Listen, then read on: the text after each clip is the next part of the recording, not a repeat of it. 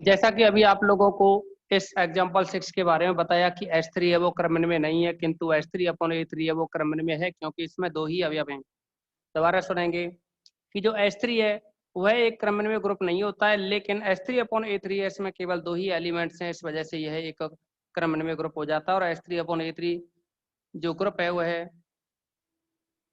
जितने भी विशिष्ट उपग्रुप हैं या जितने भी Na टाइप के या Ha टाइप के जो भी कहें आप, Ha = AH इस टाइप के, अर्थात विशिष्ट की कंडीशन हो गई ना कि Ha है वह G/H का एलिमेंट है। तो यानी इस टाइप के जितने भी एलिमेंट्स होंगे या Ha टाइप के जितने भी इसके कोसेट बनेंगे वो सब किस में होते हैं H3/A3 में, यहाँ H3/A3 में होंगे। और आपसे अब जैसा कि हमने इस एग्जाम्पल में बताया आपको कि H3 तो क्या है, समक्रम से नहीं होता है, लेकिन A3 है वो समक्रम से होता है। अब हम एक थ्योरम के बारे में डिस्कस करेंगे आप लोगों से, और एक ही थ्योरम ना होकर के यहाँ थ्योरम है आपके पास 3-4 थ्योरम और हैं। अभी 4 थ्योरम बनेंगे इसमें, उनमें से 3 तो आज करा देंगे, एक बचेगी उसको कल की मीटिंग में डिस्कस कर लेंगे, ठीक है ना। आप देखेंगे इसमें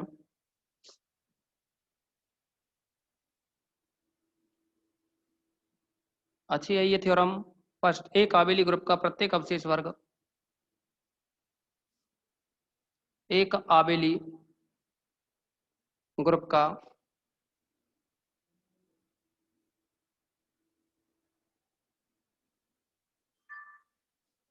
प्रत्येक अवशेष वर्ग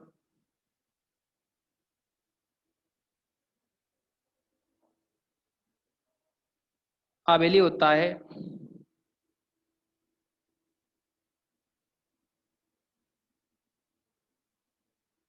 किंतु विलोम सत्य होना आवश्यक नहीं है।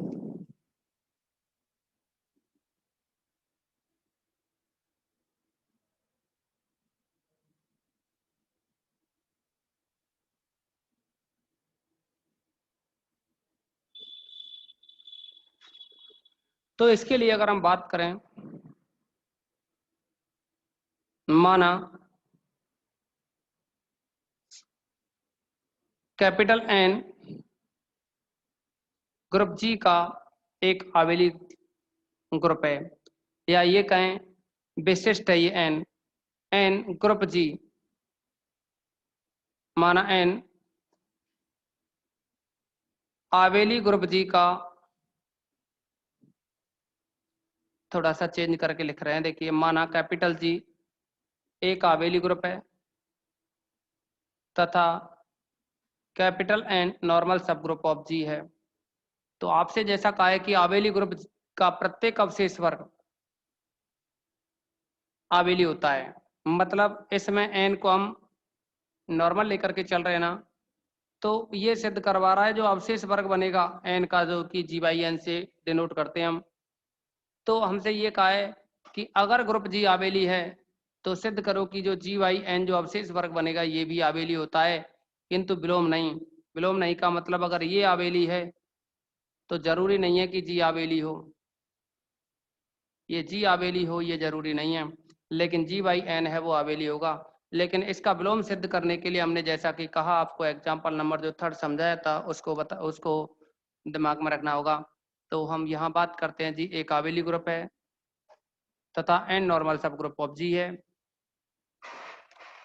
तो अगर हम यहाँ बात करें कि इसके कोई भी दो लेफ्ट कोसेट लेके चलें, माना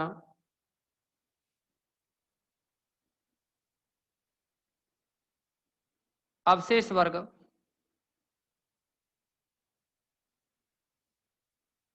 G/N है, तब इस के दो एलिमेंट लेके चले अगर हम NaNb बिलोंग्स टू G/N और आबेली है तो NaNb is equal to N B N A आना चाहिए। आबेली के लिए क्रमनिर्णय की कंडीशन सेटिस्फाई होनी चाहिए। आप लोग जानते हैं N A N B equal to N A B होता है, लेकिन जी क्या है? आबेली है। जी आबेली है तब A B equal to B A होगा। तो आप इसको एन ए बी को आप लिख सकते हैं एन बी ए, जिसको कि आप लिख सकते हैं एन बी एन ए। और आप देखेंगे यहाँ ये रिजल्ट चल रहा है N A N B is equal to N A B. तो इस आधार पर आप लोग ये कह सकते हैं कि जो जी बाई एन है वह एक आबेली ग्रुप है या क्रमनिर्णय ग्रुप है। लेकिन हमने आपको कहा था कि इसका जो विलोम सिद्ध करेंगे वो एक उदाहरण से सिद्ध करेंगे। तो यहाँ S3 के बारे में लेकर के चले थे हम, अभी थोड़ी देर पहले एग्जाम्पल 6 के बारे में डिस्कस किया था कि S3 है वो एक अक्रमणीय ग्रुप है। किंतु जो A3 है, A3 में क्या है? समक्रमचय होते हैं। A3 S3 का एक विशिष्ट उपग्रुप होता है, ये भी सिद्ध कर चुके हैं। यानी A3 है वो S3 का एक विशिष्ट उपग्रुप होता है। तो हम ये कह सकते हैं, जैसा कि आपको बताया N A N B equal to N B N A आया, तो यानी हम कह देंगे अतः जी बाई एन आबेली ग्रुप है। जी बाई एन कैसा है? आबेली ग्रुप है। और अगर ये जी बाई एन आबेली ग्रुप हो गया, अगर ये जी बाई एन आबेली ग्रुप है, तो हम अब बात करते हैं विलोम की। विलोम एक उदाहरण से विलोम एक उदाहरण से सिद्ध करेंगे।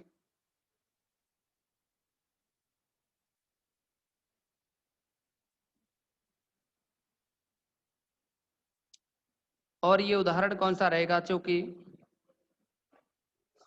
हम जानते हैं कि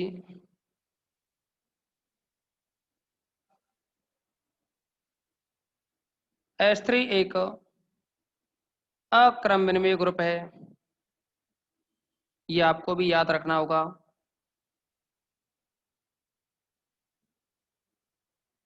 तथा A3 है वह सम क्रमचयों का कोई ग्रुप है, जिसको आप एकांतर ग्रुप के नाम से भी जान सकते हो। तथा A3 एक एकांतर ग्रुप है, तथा A3 एकांतर ग्रुप है, तब ये जो A3 होता है वो S3 का नॉर्मल सब ग्रुप होता है। तब A3 normal subgroup of S3 एवं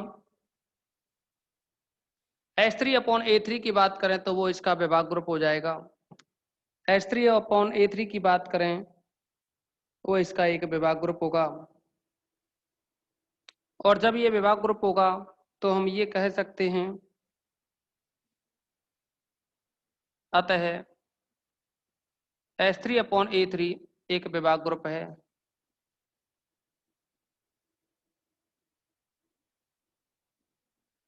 चूंकि S3 अपॉन A3 में अभी अभी हमने बताया उदाहरण में कि केवल दो अवयव होते हैं।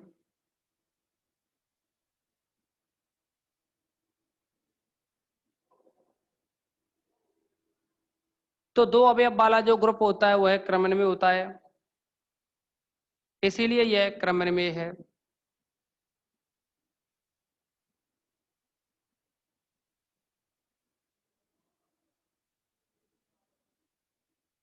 यानी S3 अक्रमनिर्णय है, लेकिन S3 अपॉन A3 कैसा है? क्रमनिर्णय। यही हमें बताना था ना यहाँ कि एक आबेली ग्रुप है, उसका प्रत्येक अवशेष वर्ग आबेली होता है। मतलब अगर ये आबेली है, अगर S3 आबेली होता तो फिर S3 अपॉन A3 तो आबेली होता ही होता। लेकिन यहाँ देखो उल्टा बताना है कि S3 आबेली नहीं है फिर भी वो आबेली है S3 अपॉन A3। तो बस ये चर्चा करनी थी, बस ये थ्योरम यही कंप्लीट हुई। इसका आप स्क्रीनशॉट लें, सभी स्टूडेंट स्क्रीनशॉट लें, सभी स्टूडेंट स्क्रीनशॉट लें।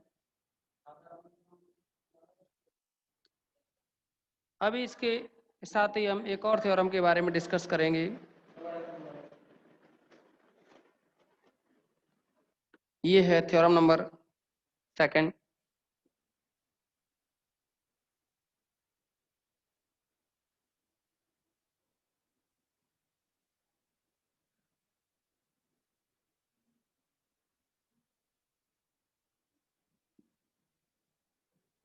ये है थ्योरम नंबर सेकंड।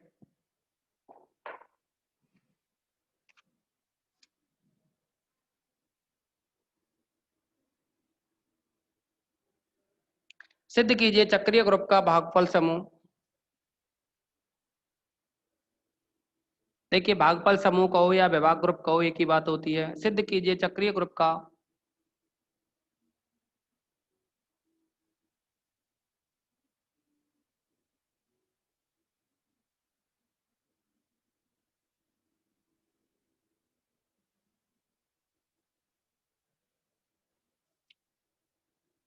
सॉरी सिद्ध कीजिए कि चक्रीय ग्रुप का भागफल ग्रुप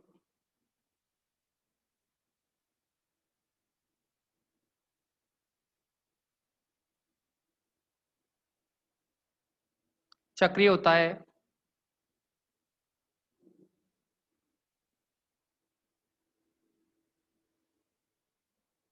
परंतु इसका विलोम सत्य होना आवश्यक नहीं है। परंतु इसका विलोम सत्य नहीं है।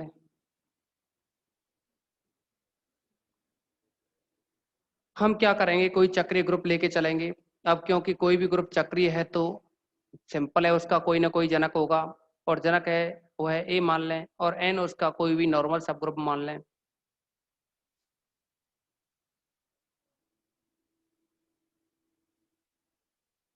माना चक्रीय ग्रुप जी का जनक स्मॉल ए है। क्योंकि चक्रीय ग्रुप है तो इसका मतलब हुआ उसके सारे के सारे एलिमेंट्स उसके किसी भी एक एलिमेंट की integer power positive integer power के रूप में डिनोट किए जा सकते हैं, अर्थात एक ही पावर एन के रूप में लिखे जा सकते हैं। तब हम ये कहेंगे चक्रीय ग्रुप जी का जनक ए है तथा N normal subgroup of जी।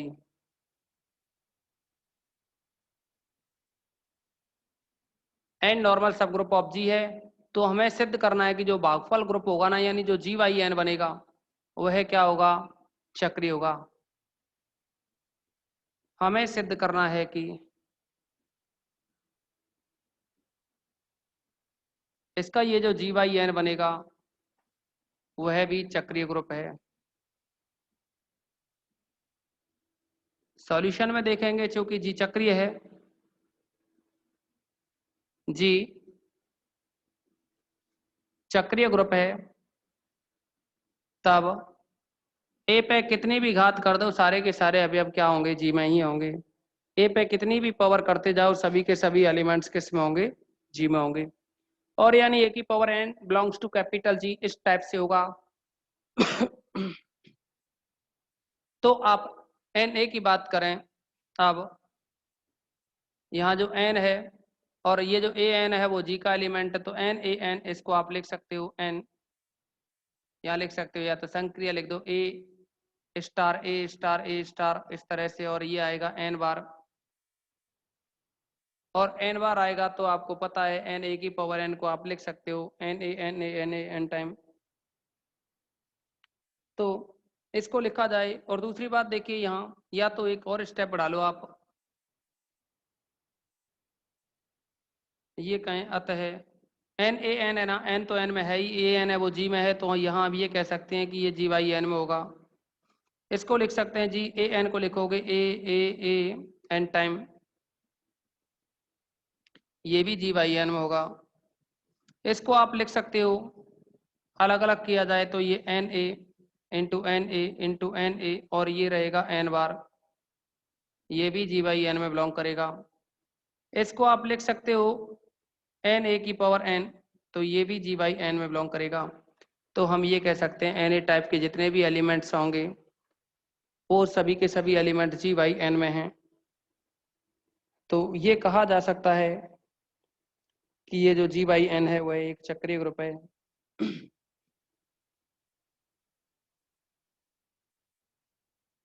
हम यहाँ कह सकते हैं अतः G/N एक चक्रीय ग्रुप है। अभी इसके विलोम की बात करें तो विलोम क्या है, अभी जो एग्जाम्पल बताया था उसी के आधार पर बताएं। जो S3 जो सेट की बात की थी हमने आपसे, वह चक्रीय ग्रुप नहीं है। जो सेट S3 है वह एक चक्रीय ग्रुप नहीं होता है, किंतु S3/A3 है, उसमें केवल 2 ही एलिमेंट होते हैं और 2 एलिमेंट होने की वजह से वह केवल चक्रीय ग्रुप हो जाता है। इसके विलोम की बात करें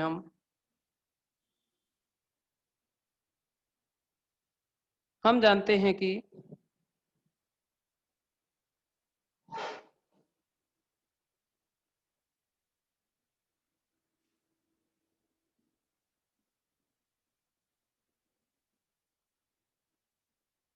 S3 एक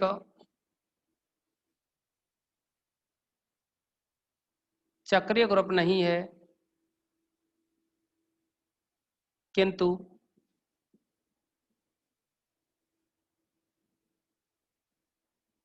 S3/A3 में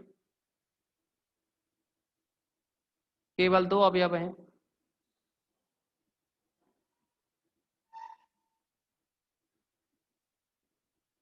इसीलिए यह एक चक्रीय ग्रुप है। देखिए 2 अवयव वाला कोई भी ग्रुप होता है ना, वो चक्रीय ग्रुप होता है।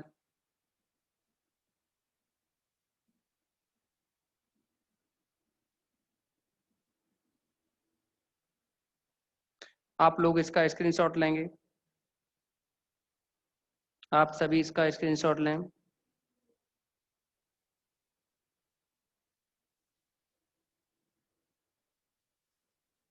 अभी इसके बाद में एक और थ्योरम है 3rd नंबर की,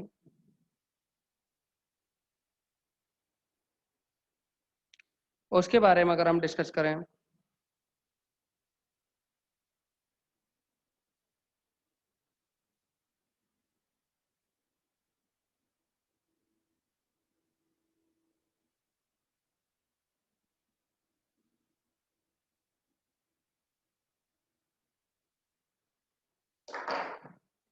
थर्ड थ्योरम में ये कहा है प्रत्येक ग्रुप अपने विभाग ग्रुप के समाकारी होता है। यानी हर एक ग्रुप है वह क्या है, अपने विभाग ग्रुप के समाकारी होता है। तो हम लेकर के चलेंगे एक ग्रुप, जो थ्योरम नंबर 3rd है, इसमें कहा है कि प्रत्येक ग्रुप अपने विभाग ग्रुप के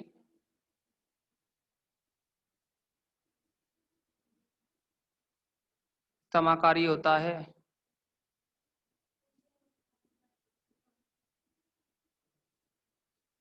तो हम लेकर के चलें इसमें कि माना जी एक ग्रुप है, जी कोई ग्रुप लेकर के चलें और उसका एक नॉर्मल सब ग्रुप लेकर के चलें। इसमें माना जी एक ग्रुप है तथा एन कोई नॉर्मल सब ग्रुप है जी का, N normal subgroup of जी,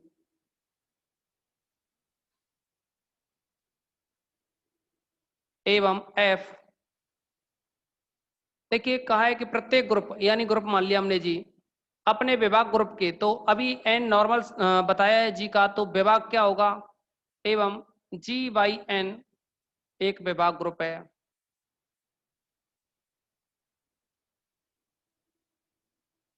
अब ये G/N विभाग ग्रुप है, तो हमें जो प्रूव करना है कि कोई भी मैपिंग F वो G से G/N में समाकारी है। हमें सिद्ध करना है कि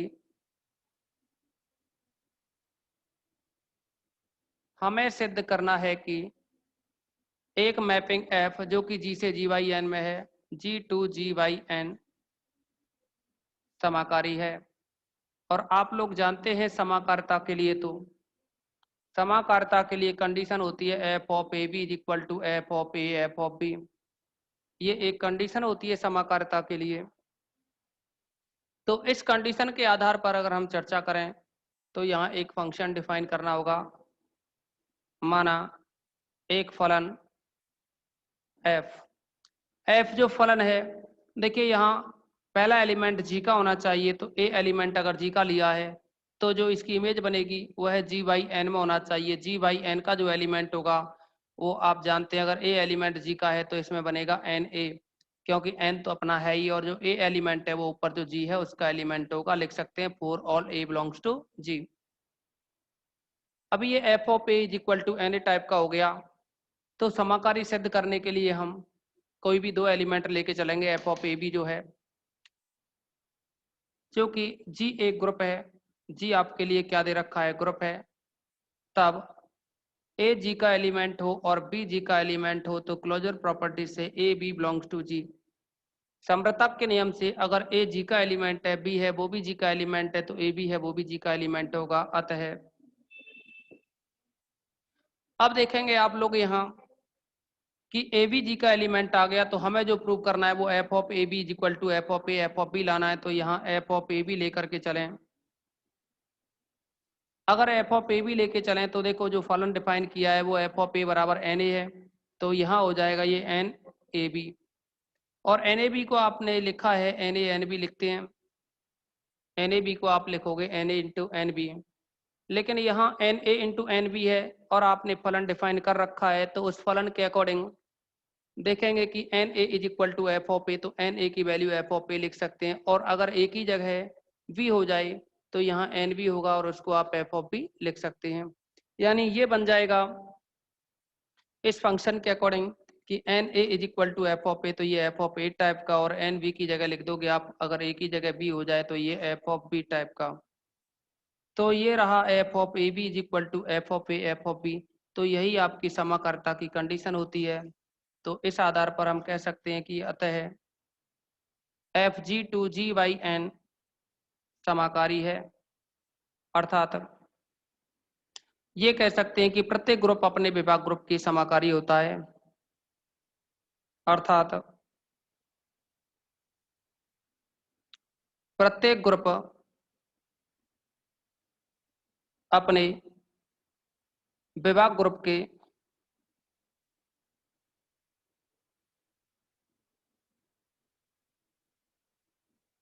समाकारी होता है।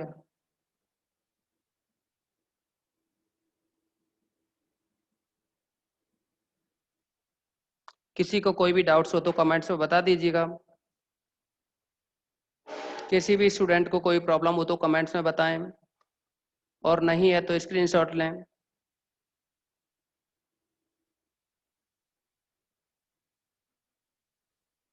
स्क्रीनशॉट लें इसका। ठीक है, फिर आज की इस मीटिंग में इतना ही रखेंगे, नेक्स्ट कल बात करते हैं।